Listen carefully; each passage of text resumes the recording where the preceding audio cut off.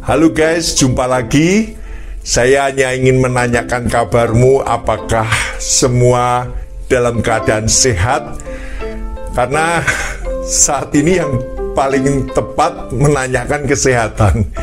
Betul, karena situasi pandemi dan bahkan virus Omikron ini sementara mewabah.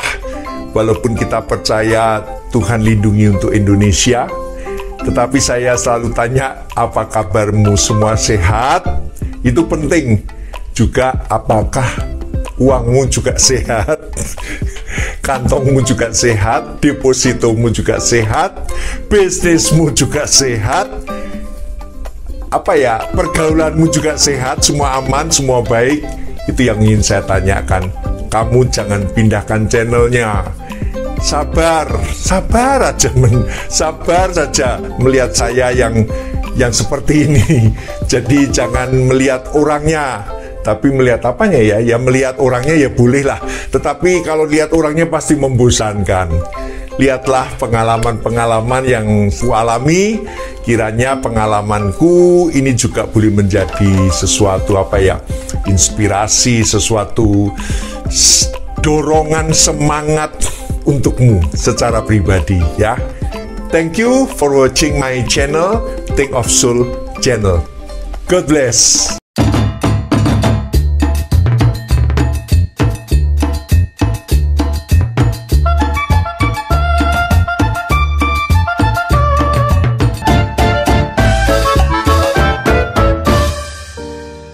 Guys, aku rasa kita semua juga memiliki hati yang berbelas kasihan terhadap orang lain. Itu aku percaya pasti ada, walaupun itu tidak dipupuk, tidak ditumbuhkan, tetapi pasti kita punya belas kasihan. Bagiku, belas kasihan itu muncul ketika aku melihat sebuah ketidakadilan lingkungan yang terjadi. Pada saat saya anak-anak, aku ini kalau sore jam 4 biasanya main-main bersama teman-teman di kampung. Kami berlarian, pokoknya bermainlah. Biasanya mama kasih saya pisang goreng untuk bekal untuk bermain. Dan saya ingat waktu itu pisang goreng itu saya makan, tapi tidak saya habiskan. Lalu saya taruh di jalan di atas batu. Dan nanti saya main, nanti saya lanjutkan lagi. Rasanya dunia ini sungguh sungguh akrab gitu. Sementara sekarang aku melihat anak-anak tidak punya tempat area publik untuk anak-anak untuk bermain. Bahkan saya tinggal di kota Jakarta, saya tinggal di Kelapa Gading. Kadang saya lihat memang ada taman jogging, memang ada sedikit kecil area kecil untuk anak-anak bermain, tetapi itu tidak terlalu menarik untuk anak-anak karena terlalu banyak orang-orang dewasa yang berjalan atau olahraga di sana. Sementara di mall juga memberikan sajian untuk arena bermain, bahkan ada yang berbayar, ada yang gratis. Saya melihat sebuah perbedaan guys dengan diriku dulu. Kalau dulu aku main dengan alam begitu dekat, segala sesuatu bisa untuk mainan. Batu pun dikumpulkan jadi koleksi.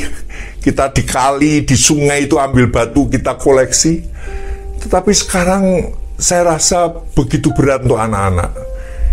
Bahkan ketika saya lihat anak-anak menjinjing tas ranselnya, itu yang sekolah dasar, saya lihat begitu banyak buku yang dibawa. Saya agak rasa kasihan terhadap anak-anak. Memang tuntutan dunia harus banyak belajar ilmu, tetapi ketika saya melihat diri saya pada waktu yang lalu, dulu tidak sebegitunya menuntut ilmu yang begitu begitu berat dibandingkan dengan saya pada waktu yang lalu. Saya tidak menolak sistem belajar yang sekarang ini dengan berbagai banyak macam ilmu. bahkan juga ada terapan-terapan sistem proses belajar mengajar yang lebih baik. Tetapi aku lihat anak-anak lebih serius, dunia mainnya agak sedikit kurang gitu. Saya bukan menentang guys, tapi saya ada sedikit ketidakadilan dengan hidup saya pada waktu yang lalu dengan keadaan sekarang. Itu yang muncul membuat belas kasihan itu timbul dalam hati saya. Bahkan ketika saya masuk ke pedalaman, anak-anak mau sekolah itu harus berjalan kaki belasan kilometer, bahkan sampai kadang 2 jam mereka sampai ke sekolah. Mereka menyeberangi sungai, mereka menjinjing sepatunya. Itu yang membuat saya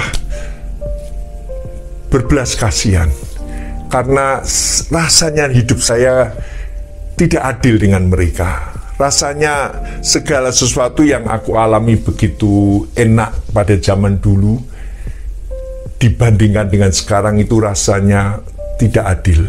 Dan itu membuat saya timbul belas kasihan. Guys, aku rasa kamu juga memiliki belas kasihan. Sisi lain lagi dalam belas kasihan, saya juga melihat ke sebuah kepincangan ketidakadilan seseorang memberlakukan terhadap orang yang di bawahnya. Itu membuat saya berbelas kasihan, tetapi ujungnya jadi marah. Karena lihat orang ini jahat sekali. Orang ini menekan orang yang sudah ketakutan karena dia sebagai sebagai karyawannya, lalu dia menekan dengan kata-kata yang keras. Saya nyesek guys. Saya kurang suka. Ya mungkin karakter orang beda-beda. Tetapi ketika saya memiliki karyawan, saya tidak seperti itu guys. Saya berusaha untuk dekat dengan karyawan, bahkan apa yang menjadi kesusahan dia, itu menjadi kesusahan saya. Kalau saya bisa menolong, saya ya tolong. Kalau saya belum bisa menolong, saya akan berusaha cari cara supaya ia tertolong. Guys, kita semua memiliki belas kasihan yang sebenarnya ada di dalam diri kita masing-masing. Memang timbulnya belas kasihan terhadap seseorang walaupun secara kasat mata kita bisa melihat situasi yang terjadi, tetapi juga belas kasihan itu timbul karena sebuah hasil dari sebuah dialog dengan seseorang. Ketika saya berdialog dengan seseorang pemulung yang pada waktu itu lewat di sore hari, saya tinggal di Kelapa Gading pada waktu itu, di Kelapa Gading, Jakarta Utara.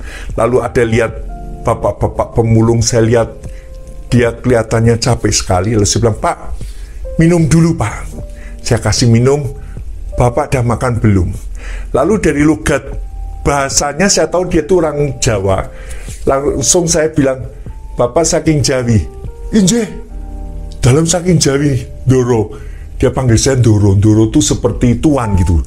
"Pak, ampun ngendikan kados ngeten Pak. Awake dhewe niki padha wae Pak." Saya langsung pakai bahasa Jawa kasar. "Kita ini sama aja Pak, jangan panggil saya Doro." Lalu saya katakan dengan dia, "Bapak sudah makan?" "Belum," gitu. "Tadi pagi minum kopi, itu udah jam 4 sore." "Pak, tunggu, makan dulu Pak." "Wah, enggak usah. Pak, tunggu Pak. Ini rezeki jangan ditolak Pak. Saya pengen memberikan Bapak makan. Nanti tak temani Pak." Saya makan tempe dan tahu. Waktu itu Bapak itu makan nasi dan lauk dan ada tempe tahu. Kami berbincang-bincang tentang kesukaran hidup. Guys, dari apa yang dia ceritakan, memang sebagai orang sesama suku Jawa itu chemistry-nya itu atau frekuensinya lebih cepat nyambung dalam pembicaraan. Tetapi singkat ceritanya bahwa saya mendapati Bapak ini punya beban yang begitu berat. Guys, itu ada satu dorongan yang entah datang dari mana, tapi saya ingin memberikan uang untuk Bapak itu. Saya bukan supaya dikenal orang baik, enggak guys, tidak guys. Saya tidak butuh dikenal sebagai orang baik, tetapi saya rasanya kalau itu tidak memberikan, itu rasanya aneh gitu loh. Rasanya saya bertentangan dalam diri saya. Lalu saya berikan uang itu dan Bapak itu senang sekali. Pak, ingat ya Pak, Bapak punya teman saya Pak. Jangan lihat saya Pak, keadaan saya dan keadaan Bapak kita sama. Kalau mati tengkoraknya ya putih ya sama Pak. Kita nanti mati sama. Jadi Bapak jangan lihat saya Pak. Lihatlah bahwa kita tuh perlu saling tolong menolong. Bapak itu ada agak berkaca-kaca matanya, tapi saya sebetulnya lebih berkaca-kaca karena saya tahu bebannya begitu berat dibandingkan dengan saya. Jadi ada satu kepincangan, ketidakadilan itu yang membuat kita menimbulkan belas kasihan.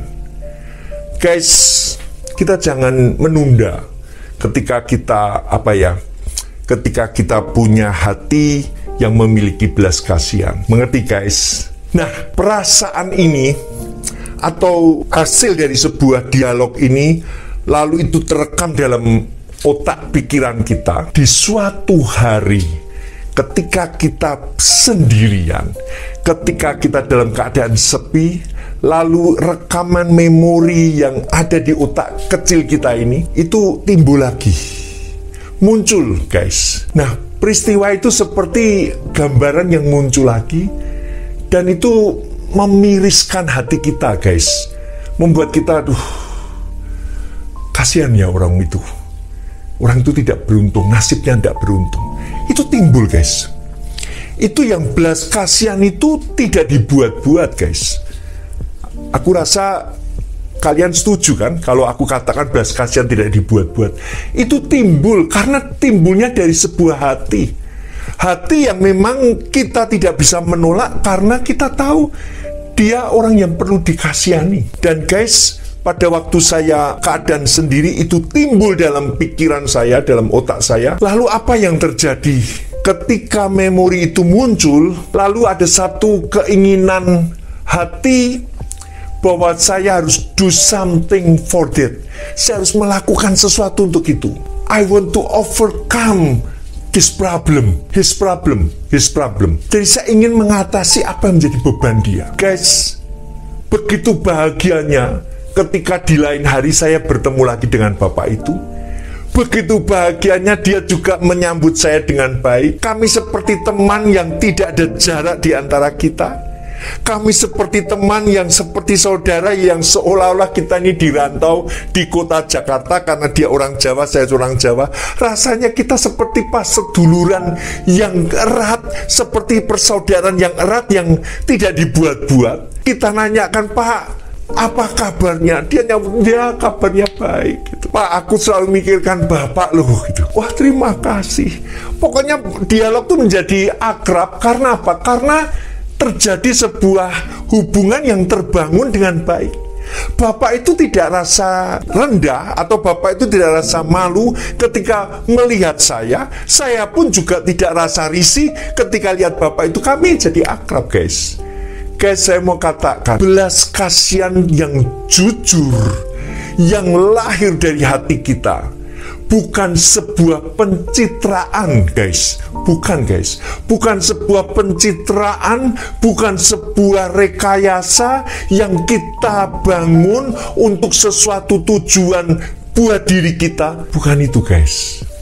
Dan aku rasa itu tidak suci guys, tidak kudus, itu tidak real, itu tidak tidak sesuatu yang original. Itu bukan sesuatu yang benar, itu hanya dibuat-buat. Belas kasihan itu timbul dari hati yang jujur, dari hati yang lahir dengan sendirinya ketika melihat situasi itu. Kadang orang yang berhadapan dengan orang yang dalam masalah, orang itu pun juga mungkin ada masalah. Ketika Bapak itu begitu banyak masalah, saat itu pun saya juga punya masalah. Tetapi ketika diperhadapkan masalah orang yang lebih berat daripada kita bisa timbul belas kasihan guys. Betapa terbatasnya orang itu untuk mengatasi masalahnya. Betapa terbatasnya orang itu untuk mengovercome keadaannya. Guys, aku kembali pada kalimatku yang tadi, yaitu ketika kita sendiri lalu itu memori itu timbul. Kadang kita membuat sebuah perencanaan dalam hidup kita. Nanti kalau aku begini, aku akan begitu. Nanti kalau aku punya sesuatu, aku akan melakukan ini dan sebagainya dan sebagainya. Guys, belas kasihan ini membuat hati kita memiliki sebuah tujuan hidup. Jadi kadang bukan tujuan hidup kita saja, guys, tetapi ketika melihat kebincangan sosial, ketika melihat belas kasihan terhadap nasib orang yang kurang enak, kurang baik, itu membuat kita menjadi memiliki sebuah pencapaian hidup untuk nantinya kita yang bisa menolong orang di dalam keadaan seperti itu. Guys, aku rasa ini tidak bisa hanya disimpan. Karena kalau kita simpan, jadi sebuah seperti homework, seperti PR, pekerjaan rumah yang tidak terselesaikan, yang itu datang seperti menuduh kita. Karena kita secara tidak langsung ingin berbuat sesuatu, do something for overcome this problem. Nah, ini yang menjadikan kita tertuduh kalau kita tidak melakukan. Terlebih lagi, guys, kita ini makhluk sosial. Benar, kita tidak hidup sendiri di ujung gunung sendirian, tidak. Kita ini makhluk sosial. Kita saja yang namanya Tarzan saja mau bergaul sama binatang.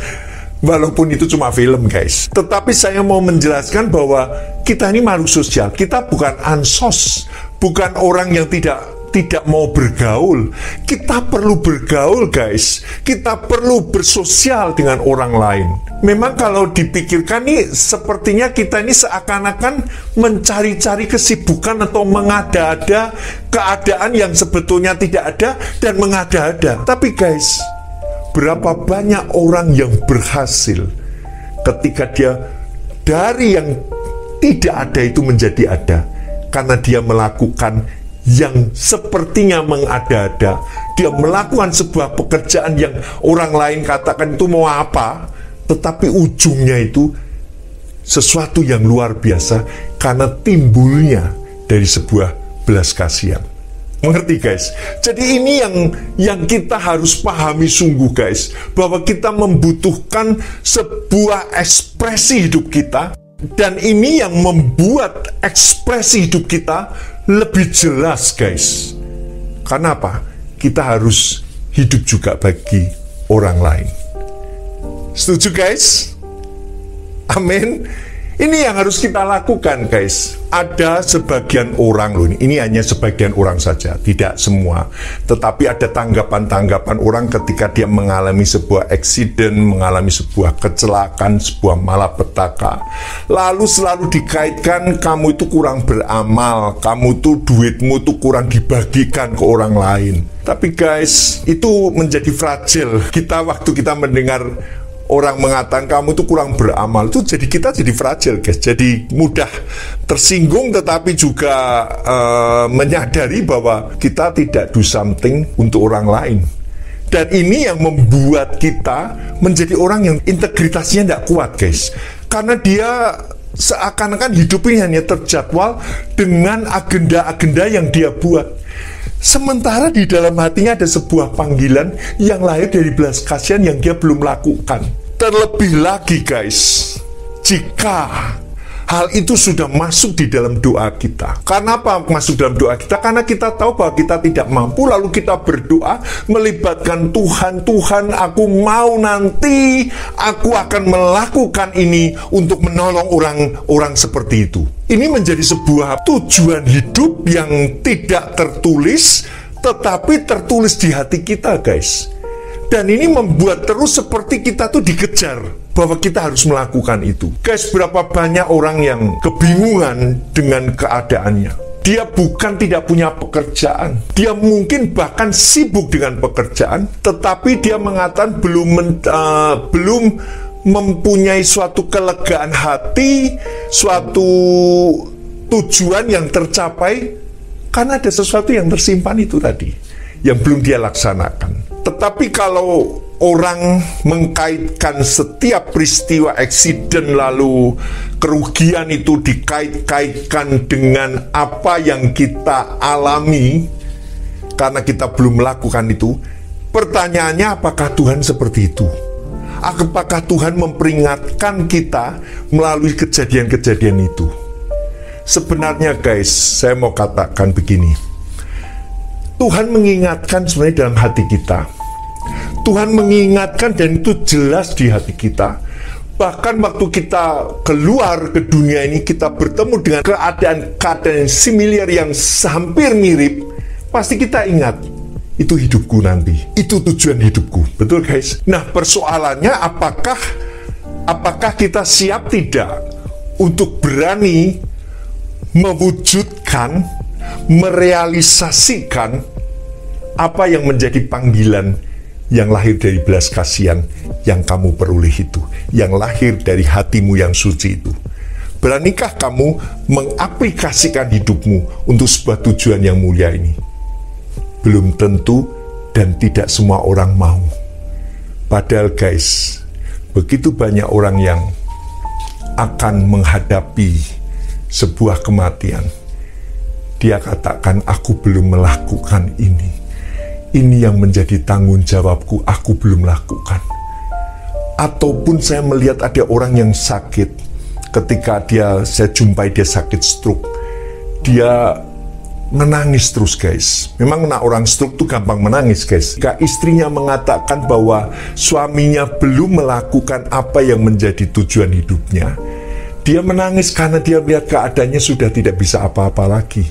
Guys, ketika saya bicara ini, bukan saya juga akan nge-push kamu supaya kamu juga melakukan. Tidak guys, ini hanya sebuah contoh bahwa ketika kita ini belum atau dalam keadaan belum mencapai mewujudkan apa yang menjadi panggilan kita, ini yang membuat kita ketika kita dalam sebuah batas umur, batas kemampuan kita sudah tidak ada, kita menjadi apa? Putus asa guys.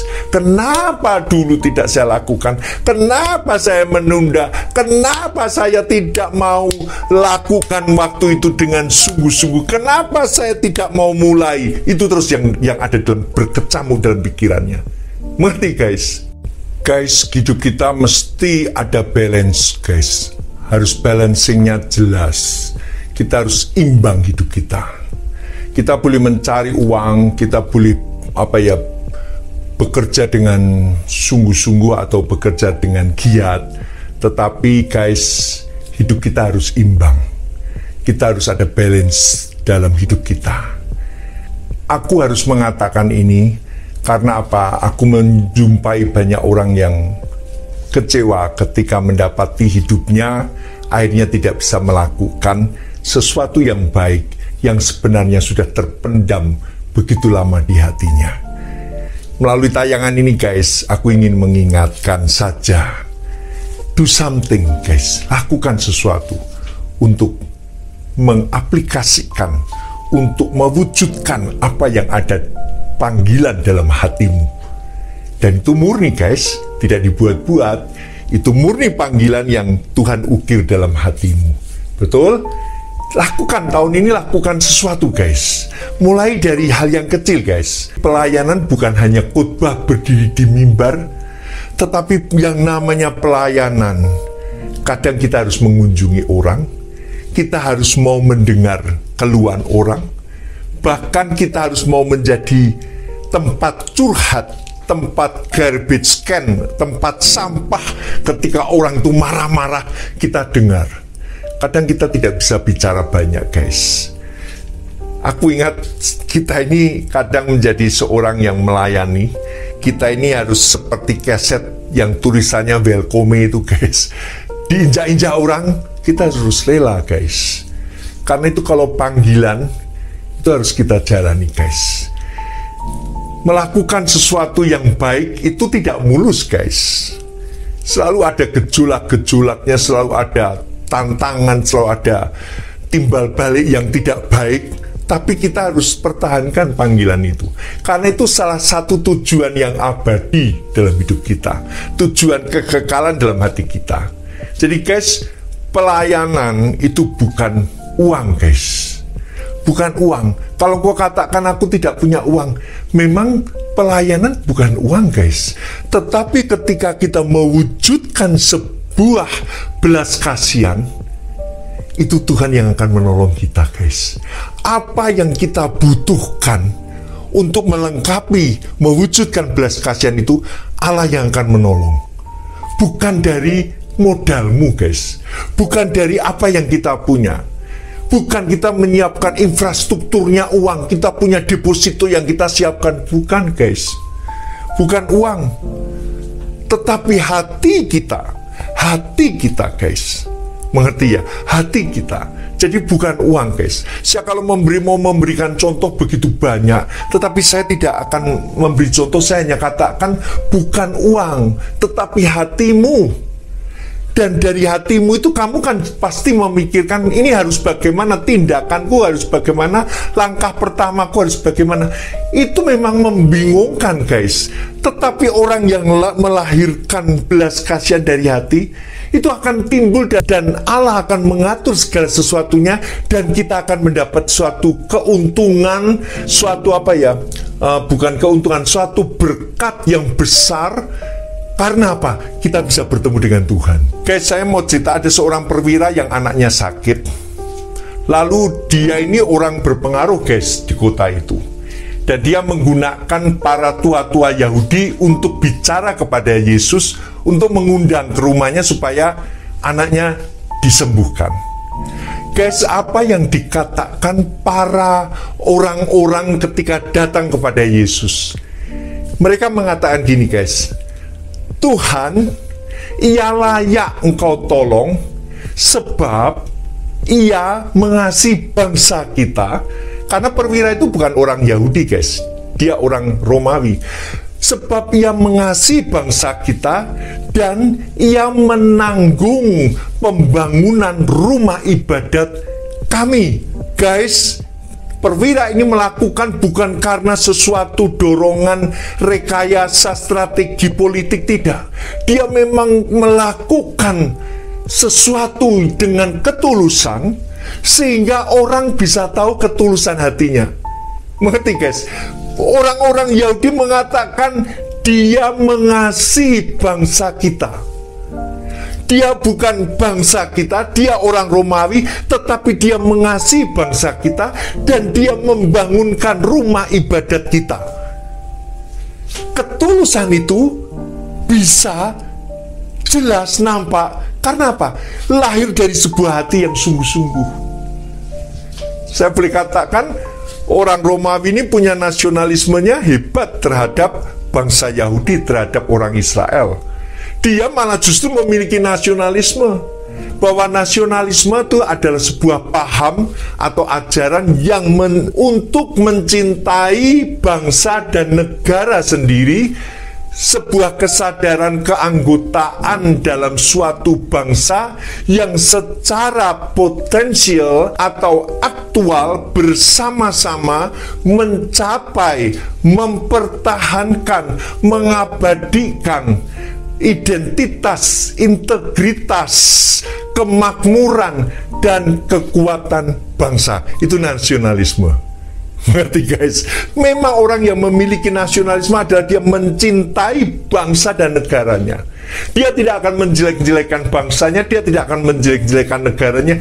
Dia memberkati, dia mencurahkan perhatiannya terhadap bangsa dan negara. Ketika saya melayani yang lahir dari sebuah belas kasihan, itu sebuah nasionalisme yang tinggi. Mengerti, guys? Karena aku melakukan buat sebuah generasi di bawah saya, untuk sebuah kelestarian bangsa, sebuah kelestarian anak-anak bangsa, supaya mereka menjadi orang-orang yang hebat. Itu yang saya gumulkan, saya menyekolahkan anak-anak yang saya sekolahkan. Untuk apa? Itu merupakan sebuah panggilan nasionalisme saya. Walaupun saya tidak gembar-gembor, saya tidak mengatakan saya nasionalisme, saya patut dapat penghargaan. Tidak, guys. Saya tidak butuh pencitraan. Tetapi panggilan hati itu akan dengan sendirinya Tuhan menempatkan dengan jelas. Jadi, guys, pada waktu saya duduk, saya katakan, Tuhan, ternyata saya mencintai bangsa Indonesia dan negara ini. Tuhan, terima kasih sebab saya diberikan satu cara untuk mewujudkan bahwa saya mencintai bangsa ini. Mengerti guys? Saya mendalami batik. Pada waktu lalu saya berusaha dan melakukan untuk membuat batik pada sebuah suku-suku. Pada waktu itu Tuhan mengarahkan saya lebih dalam, lebih spesifik untuk melakukan pertolongan-pertolongan yang tepat guys.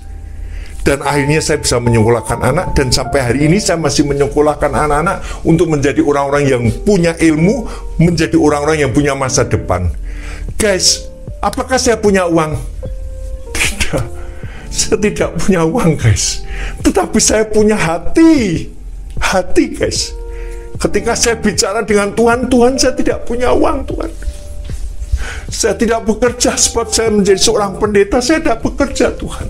Saya dengan istri saya buat roti. Kami tidak bekerja, kami tidak punya kelimpahan uang. Tetapi kami selalu menyisihkan hal yang utama untuk mewujudkan belas kasihan itu. Guys, pertanyaannya gini, dari mana saya dapat uang? Saya dapat uang dari belas kasihan Tuhan. Karena setiap hari saya perhadapkan hidup saya di hadapan Tuhan, dan Tuhan, saya selalu katakan di hadapan Tuhan, Tuhan tolong saya, supaya apa yang menjadi beban di hati saya ini terwujud Tuhan. Supaya hati saya damai, hati saya senang Tuhan, bisa menolong orang lain. Guys, perwira ini akhirnya bertemu dengan Tuhan Yesus. Perwira ini tidak pernah terpikir bahwa dia bertemu dengan raja di atas segala raja, Tuhan di atas segala Tuhan. Dia bertemu dengan keselamatan yang diberikan oleh Tuhan. Dia bertemu dengan Allah yang memberikan penebusan bagi dirinya.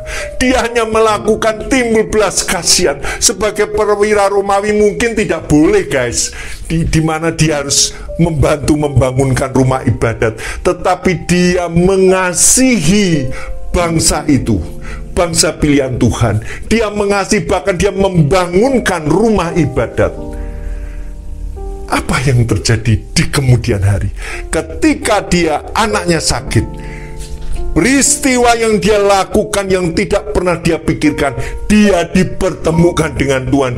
Bahkan orang-orang membela dia, mengatakan, Tuhan, dia layak engkau tolong, dia layak engkau tolong, karena dia melakukan sesuatu bagi kemuliaan Tuhan. Guys, sungguh bahagianya ketika seseorang bertemu dengan Tuhan. Sungguh bahagianya ketika dia mengerti keselamatan itu bukan sesuatu yang ecek-ecek. Keselamatan itu bukan sesuatu yang hanya didengar lalu dilupakan. Tetapi keselamatan itu harus engkau alami guys. Karena keselamatan itu lahir dari belas kasihan Allah terhadap dunia ini. Sehingga Yesus rela mati karena belas kasihan terhadap kita orang berdosa. Yesus rela mati, darahnya tercurah, rela disalib untuk kita guys. Karena apa? Lahir dari sebuah belas kasihan. Puji nama Tuhan guys, puji nama Tuhan. Kalau engkau mengerti keselamatan itu sesuatu yang mahal, darah itu mahal guys. Darah yang Yesus curahkan itu mahal, karena itu tidak akan terulang lagi dalam hidup kita. Hanya sekali Yesus mati buat kita, dan itu menebus dosa kita, menyelamatkan kita, memberi hidup kita yang kekal guys. Amin. Itu tujuan Tuhan. Belas kasihan Tuhan turun di situ untuk menyelamatkan dunia. Ada sebuah firman yang implisit, tersirat, tetapi maknanya sangat jelas. Sesungguhnya segala sesuatu yang kamu lakukan untuk salah seorang, bukan banyak, salah seorang dari saudaraku, di situ huruf besar. Ini perkataan Yesus, dari salah seorang saudaraku yang paling hina ini, di mana kamu memberi makan bagi yang lapar, kamu memberi minum bagi yang haus, kamu memberi tumpangan, memberi pakaian yang telanjang, kamu melawat ketika sakit, kamu mengunjungi ketika di penjara. Di situ dituliskan, kamu telah melakukannya untuk Tuhan. Guys, salah seorang dari saudaraku. Guys, berarti orang-orang yang menderita, orang-orang yang dalam keadaan masalah ini adalah saudara-saudara Tuhan. yang harus kita tolong guys, yang harus kita kunjungi, yang harus kita lawat guys. Guys, pelayanan itu seperti itu, menolong, mencari, mengada-ada guys, mengada-ada, mencari guys. Kita jangan langsung kita duduk, wah puji Tuhan kita hidup kita tenang. Tidak guys, tidak akan tenang ketika belas kasihan itu belum terwujud guys. Tidak akan tenang, kita mencari guys. Pelayanan bukan sesuatu yang mulu guys. Pelayanan itu turun ke bawah, menjadi hamba, menjadi seorang hamba. Bahasa kasarnya menjadi budak, kacung, kongren, buren, batur, haleluya. Apalagi ya, bedinde, bahasa Belanda, bedinde guys. Guys, pelayanan itu adalah bahasa kalbu, bahasa hati, yang ada dari center of my heart, dari center hatimu. Pertanyaannya, hatimu di mana guys? Hatimu di mana guys? Guys, saya ingat Yesus ketika mencari domba yang hilang. Di tepi jurang Yesus sengaja dia tinggalkan 99 perumpamaan itu, dan dia mencari domba yang hilang itu. Yang dicari domba yang mau hilang, yang mau jatuh di jurang itu. Ketika Yesus menemukan, dikatakan domba itu diangkat di pundaknya dan digendong, diselamatkan, dibawa kembali ke kandangnya, dibawa kembali ke kumpulannya. Yesus tidak menyalahkan, kamu ngapain ke tepi jurang? Cari cewek. Kamu ngapain di situ? Malam-malam kamu celintisan ke situ. Ngapain kamu? Udah tua tuh cari jalan terang, malah kamu ngapain kamu ke situ? Yesus tidak menyalahkan, karena Yesus tahu jiwanya terhilang. Orang yang terhilang tidak bisa disalah-salahkan guys. Dia sudah salah, namanya terhilang. Justru kita temani, kita dengarkan, kita kasih dia, kita hiburkan dia, supaya jiwa itu kembali. Amin guys. Puji nama Tuhan. Guys, kiranya apa yang saya ceritakan kali ini bisa mendapatkan tempat di hatimu, dan kamu boleh menerimanya dengan hati yang terbuka, sebab aku percaya kamu memiliki belas kasihan terhadap orang lain. Wujudkan itu dalam hidupmu, aplikasikan terus dalam hidupmu, karena Tuhan menunggu untuk kamu lakukan sesuatu bagi mereka. Tuhan memberkati guys. Sampai jumpa, terus semangat, beritakan Injil, sharingkan kebaikan, tolong mereka yang susah, kunjungi yang sakit, doakan mereka, tolong yang tidak punya uang, bantu mereka guys. Kalau kau tidak punya uang, ya kasih apa yang kau supaya bisa nolong mereka guys.